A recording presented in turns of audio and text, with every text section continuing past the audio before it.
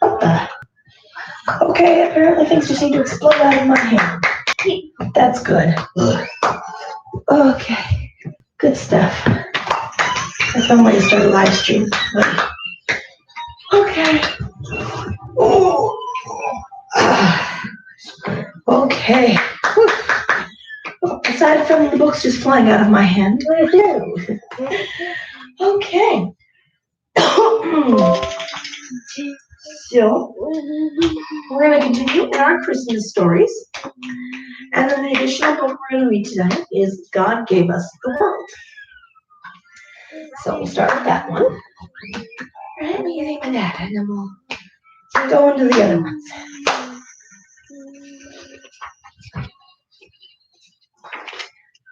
Hey, mister, are you going to focus? You're going to focus?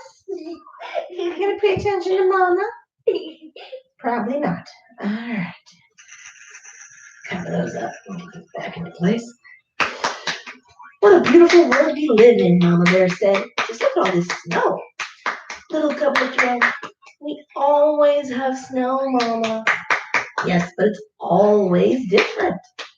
Sometimes it's slushy and sometimes dry. Shimmering sparkles drifting from the sky. But this is my favorite kind of snow. Big fat flakes you can catch with your tongue. Darling, relax on the clapping a little bit.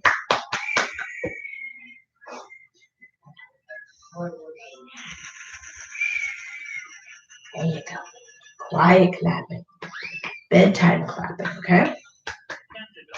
Little Cub giggled when she saw Mama trying to catch flakes on her tongue. You look funny. Mama smiled and nudged her with her hip. You do too. I think you have the pinkest polar bear tongue I've ever seen. Ever? Ever. Do all bears have pink tongues? I don't know, little Cub. God made a whole world full of bears, and we all look a little different. He did. Why'd he do that? Because God is creative. Just like he made all kinds of places to live, he made all kinds of different bears, all kinds of different bear tongues. Whoa, little Cub said. There are other kind of places to live. Well, sure, Mama said. While the pole is our home, lots of bears live in far different places. Now, Sandra, hey, what did we just talk about? Relax. Okay? All the clapping.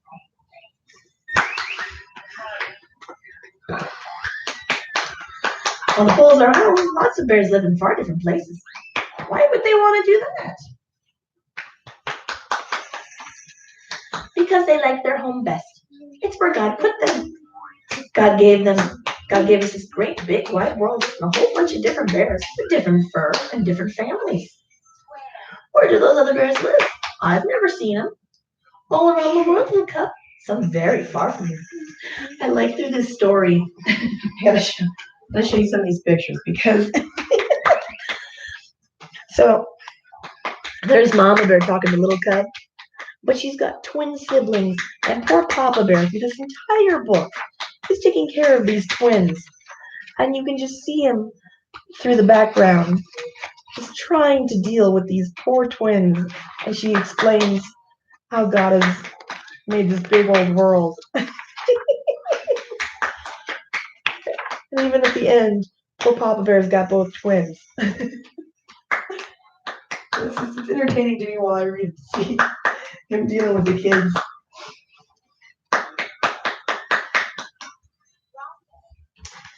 So why would he make them live in different places? Okay, because they like their homes best. It's where God put them. God gave us this great, big, wide world, and a whole bunch of different bears with different fur and different families. Where do those other birds live? I've never seen them. All around the world, little Cub, some very far from here. Panda bears live in China. All they eat is bamboo. What's bamboo? A kind of tree. They eat trees for breakfast, lunch, and dinner. And there are sloth bears in India. They hang from trees and like to eat termites. Bugs? Ew. They think they're delicious, and they have the longest tongues you've ever seen.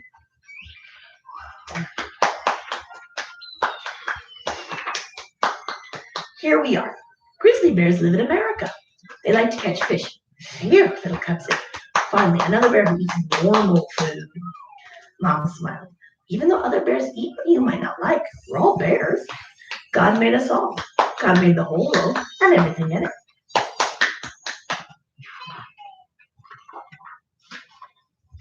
Why not make us all the same? We're not all the same on the inside, are we?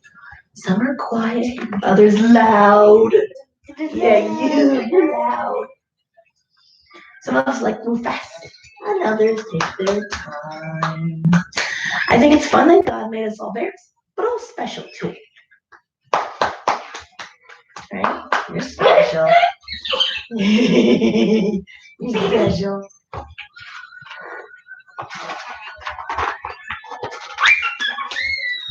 Don't those other bears miss snow? Little Cub asked. Do you miss the sand of the desert? Or the big green leaves of the rainforest? We love what we know because it's home to us. Every bear has a special place in God's great big world. Want to put us all here? Want to make us all polar bears? Oh, there wouldn't be room here for all of us. And the world reflects God's work. How big, big, big He is. God can do anything. And if He's capable of anything, why would He make us all polar bears? Right? That's no fun. The whole world is like a mirror of God's work, little Cub. Of all the places He could have put us, He chose this world, Earth, to be our home. Stop the glabbing, stop the glabbing. He made it just for us. God gave us a special world and every creature in it. Why'd He do that? Put us on Earth, I mean. Because He is the creator. Can you imagine Grandma not cooking something new? Or your grandpa not working on a new birdhouse in his shop? God created our world and everything in it because it's in His nature to create. Understanding that is part of why He put us here, to serve and worship Him, our amazing God, who gave us this amazing world. Do you remember when He created it? Mama laughed. Our world is much older than anyone can remember. It's older than my great-grandmother's great-grandmother. Boy, you with the clapping, my friend. It is really loud tonight. Whoa, that's old. Like that huge old tree in the forest? Older. It must be very strong. Very strong.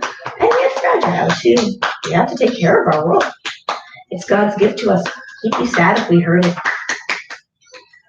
God might get mad if we hurt our world, little Cub said. I get mad when the twins hurt my stuff. Yes, I understand that, Mama said, picking her up. We don't want to make God mad or sad. We want Him to smile. We want to take care of this world He gave us.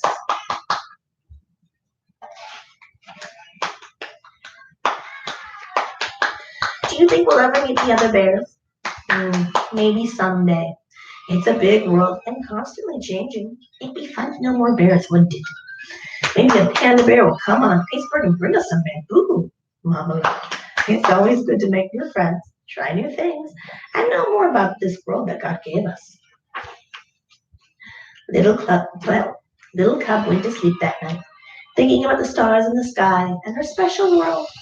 She thought of other little bears falling to sleep in forests and caves and jungles. And she was glad that God had made her, little her, to be one of the bears in it. Apparently polar bears live in a very nice house. Who knew?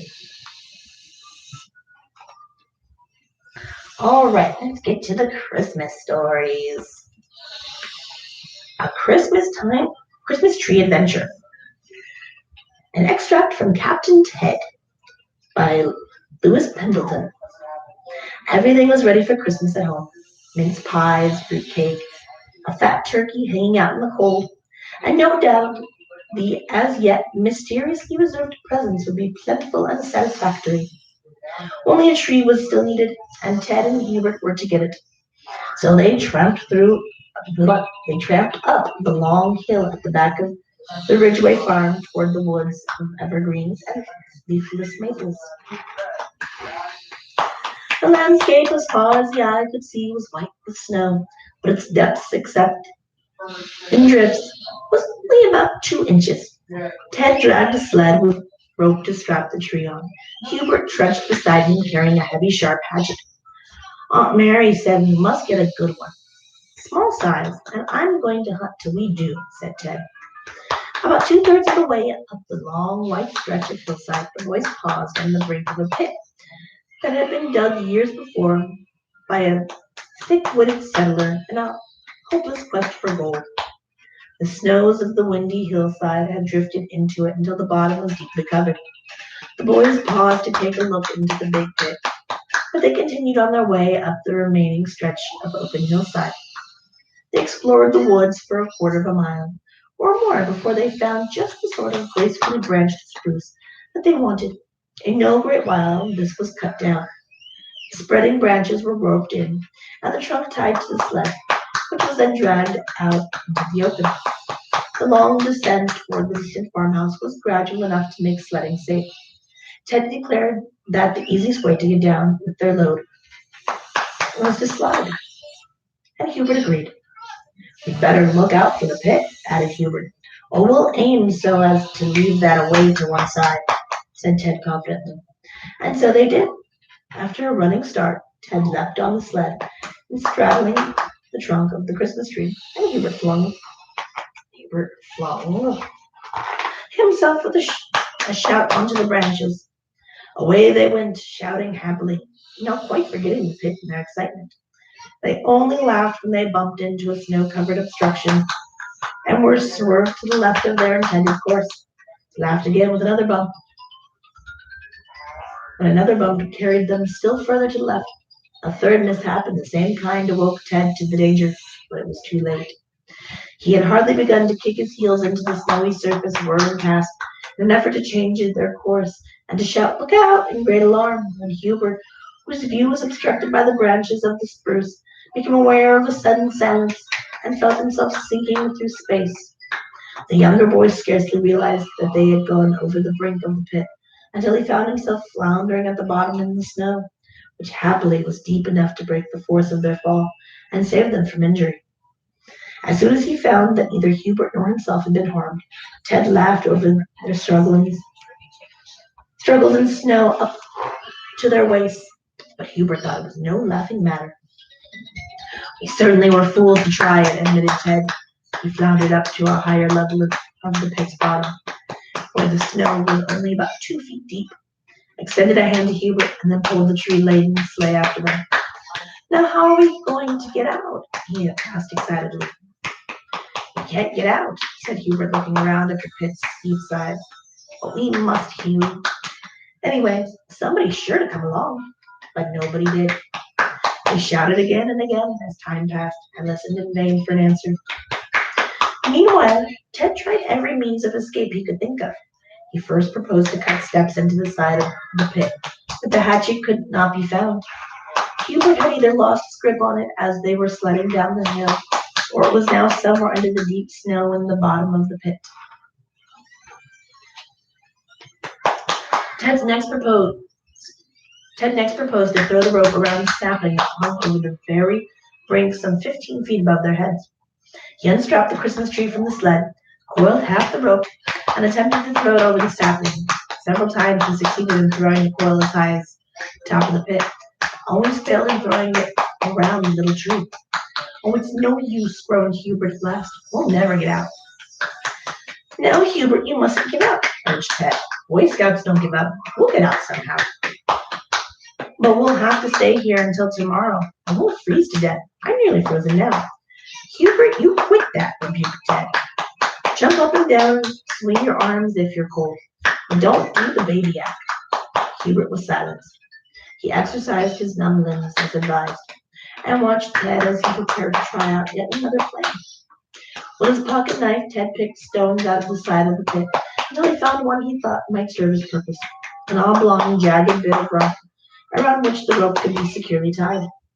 Again Ted threw this stone, the rope trailing after it, its without succeeding in sending it around the sapling. Why is my brain having trouble reading that sentence? The sun had set and Hubert's teeth chattered.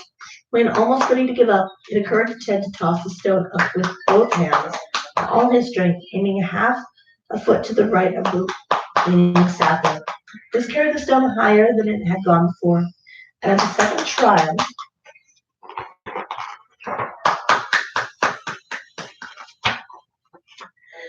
it stuck it struck the incline above the tree. Struck the incline above the tree. My brain rolled and came down on the other side, carrying the rope along the trunk and bringing it within reach of Ted's hand. He drew it down and tied the two ends together. Within 5 minutes, Ted had clambered out of the pit, and Hubert began his struggle to follow, but Ted stopped him, insisting that both the sled and the Christmas tree be drawn out first. Then Hubert, with the rope tied around his waist, was hauled to the upper level after much effort and some strain on the part of both the boys. "I'll never slide down that hill again," thought Hubert as they neared the cheerily lit farmhouse, dragging the sled and tree. But Ted only said, "I'm glad we managed to get out without help." As they were going to bed that night, Hubert said, "I can't wait to see my Christmas presents."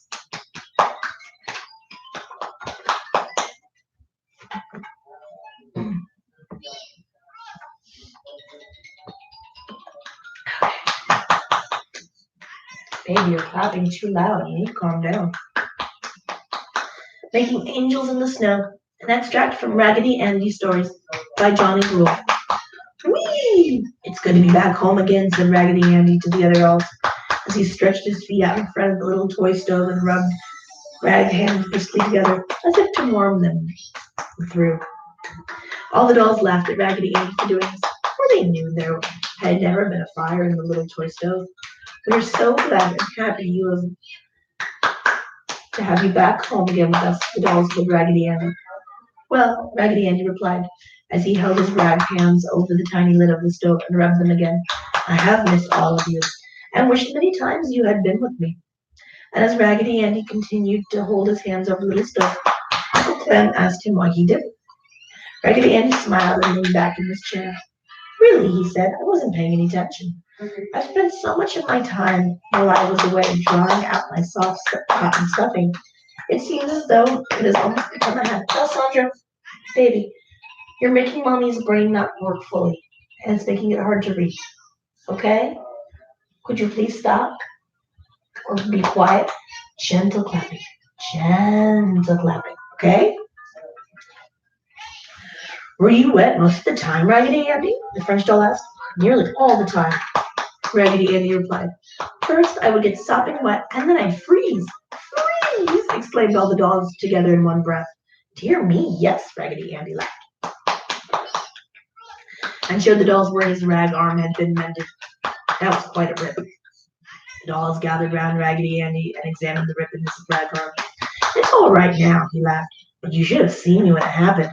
I was frozen into one solid cake of ice all the way through, and when Marcella tried to limber up my arm before it had thawed out, it went pop and just burst.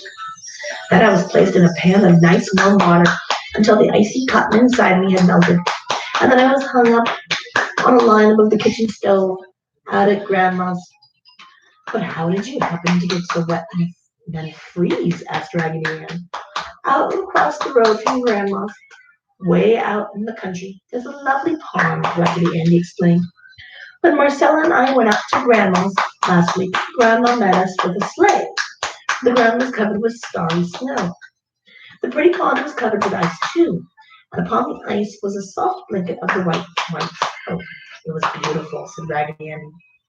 "Grandma had a lovely new sled for Marcella, a red one with shiny runners. It was heaps of fun, for there was a little hill on one end of the pond. So that when we coasted down, we went scooting across the pond like an arrow. Marcella would turn the sled sideways just for fun, and she and I would fall off and go sliding across the ice upon our backs. Then Marcella showed me how to make angels in the soft snow." "Oh, tell us how, Raggedy Andy," shouted all the other dollies. "It's very easy. Alessandra, please, baby. Calm down with the clapping." Gentle clapping. Bedtime clapping. There you go. Marcella would lie down on her back in the snow and put her hands back up over her head. Then she would bring her hands in a circle down to her sides like this. And Raggedy Andy laid upon the floor of the nursery and showed the dollies just how it was done. Then he added, when she stood up, it would leave the print of her body and legs in the white snow. And where she had scooped her arms, there were angel's wings. It must have looked just like an angel, said Uncle Clem. Indeed, it was very pretty, Raggedy Andy answered. Then Marcella made a lot of angels by placing me in the snow and working my arms. So you see, what with falling off the sled so much and making so many angels, Marcella and I were both wet, but I was completely soaked through. My cotton just became soppy and I was ever so much heavier. Just as we were having a most delightful time, Grandma came to the door and woo-hooed to Marcella to come and get a nice new donut. So Marcella, thinking to return in a minute, left me lying upon the sled and ran through the snow to Grandma's. And there I stayed until I began to feel stiff, and I could feel the cotton inside me beginning to freeze. I lay upon the sled until after the sun went down. After it had been dark for some time, I heard someone coming through the snow and could see the yellow light of a lantern. It was Grandma. She pulled the sled over, and then she picked me up and took me inside. He's frozen as stiff as a board, she told Marcella, as she handed me to her. Marcella did not say why she had forgotten to come for me, but I found out afterward that it was because she was so wet. Grandma made her change her clothes and shoes and would not permit her to go out and play again. Well, anyway, concluded Raggedy Andy, that is the way it went all the time when we were at Grandma's. I was wet nearly all the time, but I wish you could all have been with me to share in the fun. Raggedy Andy again leaned over to the little toy stove and rubbed his rag hands briskly together. Uncle Clem went to the waste paper basket and came back with some scraps of yellow and red paper. Then, taking off one of the tiny lids, he stuffed the paper in part of the way, as if flames were shooting up. Then, as all the dolls merry laughter rang out, Raggedy Andy stopped rubbing his hands, and catching Raggedy Ann about the waist, he went skipping across the nursery floor with her, whirling so fast neither saw that they had gone out through the door until it was too late. For coming up to the head of the stairs, they both went head over heels, blumpity blump, over and over until they wound up laughing at the bottom. That's what up as a baby, cried Raggedy Ann as she scrambled to her feet. And with her skirts in her rag hands, she went racing up the stairs to where the rest of the dollies stood laughing. Hurrah for Raggedy Ann! Cried Raggedy Ann generously. She won!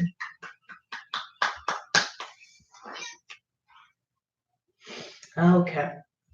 I think that is it for tonight. What are your thoughts on that, good sir? You been paying attention?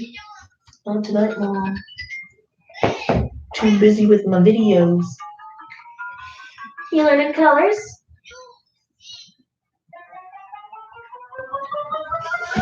Oh, hello. What language is that teaching you? It's not Spanish, because... Oh. Maybe Italian? What language is this? Oh, Russian. You're learning Russian. Okay, cool. You gonna be like Stranger Things? Alright. Well, hey, you know what? It's good to know another language. No, English, Spanish, and Russian. How about that? That works for me. Alright, guys. We will see you tomorrow night. Where are you going? It's bedtime. Get back in the bed, mister. Alright, we'll see you guys tomorrow. I gotta make sure this one stays in bed and goes to sleep. Good night, everyone.